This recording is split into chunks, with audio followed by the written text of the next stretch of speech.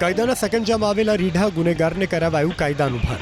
સુરતના લિંબાયતમાં લગ્ન પ્રસંગમાં ફાયરિંગ કરનાર આરોપી બારકુ પાટીલ ઝડપાયો મહારાષ્ટ્રથી. પોલીસે આરોપીને સાથે રાખી ઘટનાનું રિકન્સ્ટ્રક્શન કર્યું. જે વિસ્તારમાં દહેશત હતી તે જ વિસ્તારમાં હાથ જોડી માફી માંગતો નજરે પડ્યો આરોપી. હત્યા, ફાયરિંગ, લૂંટ, મારામારી અને આર્મ્સ એક્ટ જેવા ગંભીર 34 ગુનામાં તેની સંડોવણી ખુલી. વિશ્રાંતિ પાર્કમાં આયોજિત એક લગ્ન પ્રસંગમાં ફરિયાદી અજય ગિરાસે હાજર હતો. જૂની અદાવતમાં આરોપી જયેશ ઉર્ફે બારકુ પાટીલ તેના સાથી સૂરજે તેની સાથે ઝઘડો કર્યો.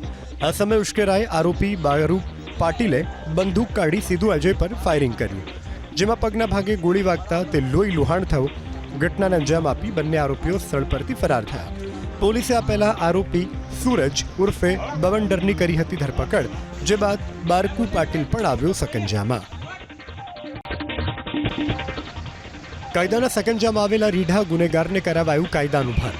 સુરતના લિંબાયતમાં લગ્ન પ્રસંગમાં ફાયરિંગ કરનાર આરોપી બારકુ પાટીલ ઝડપાયો મહારાષ્ટ્રથી. પોલીસે આરોપીને સાથે રાખી ઘટનાનું રિકન્સ્ટ્રક્શન કર્યું.